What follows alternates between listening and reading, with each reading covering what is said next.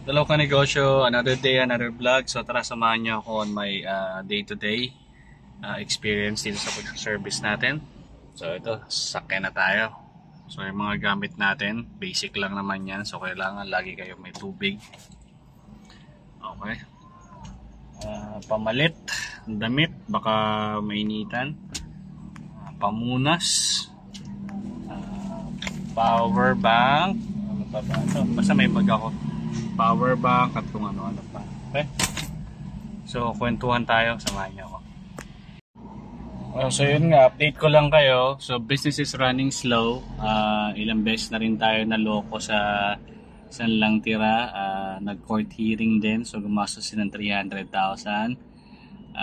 Siyempre, hindi rin may iwasan yung mga taong pinagkakatiwalaan mo sa business. Pagsasamantalahan ka. So, eto, nagda-drive tayo ngayon ng panibago nating negosyo. Sumubok tayo mag-loan ng L300. Siyempre, wag susuko. Diretso lang ng diretso. Sacrifice lang. Siyempre, hanggang sa makaisip, makabangon ulit at makapag-establish ulit ng negosyo. So, yung frozen business, okay pa rin naman. Paunti-unti, merong umorder. Pero yung mga ibang restaurant kasi, tsaka mga kaibigan natin, o mga client natin mga nagsara ng pandemic, so hindi pa rin sila nakakabawi at yung iba talagang totally nag-close na. So syempre through social media marami na rin nagbebenta, so mas marami na rin sila nakukuha na. So syempre nag-divert tayo dito nga sa pagnenegosyo natin ng L3 tsaka yung sa Grab. So, sumubok tayo ng panibagong negosyo.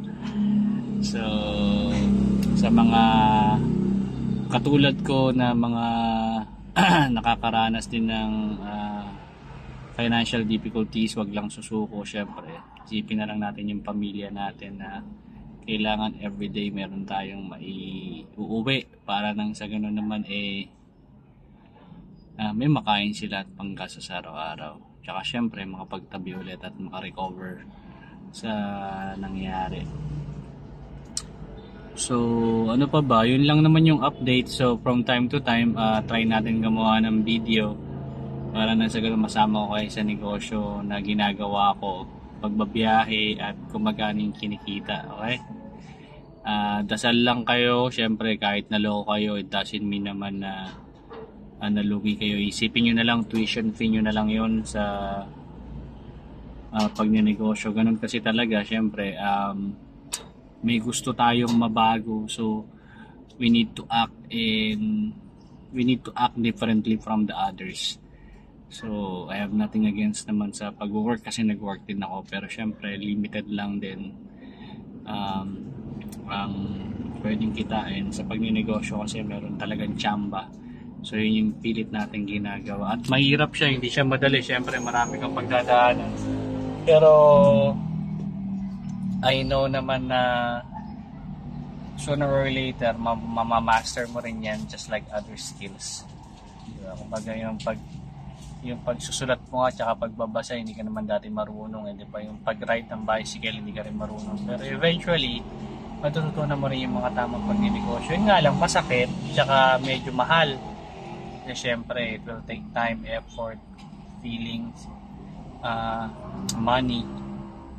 Talagang malulugi ka. Wala namang nagnegosyo na successful ka agad, diba?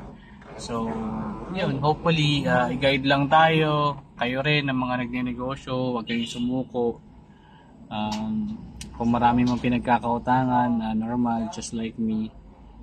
Basta bayaran lang sila in time, diba? Yun lang muna for today. Tapos kung may mga question kayo, kung nakarelate man kayo, message lang kayo, comment down below para nang sa ganun na pag-usapan din natin. Malay mo parang simpleng dadaanan natin, may matutunan din ako sa inyo somehow. So okay, yung ganun na lang. So tomorrow gawa ulit tayo ng video, sama ko kayo sa mga biyahe ko. Maraming salamat. God bless.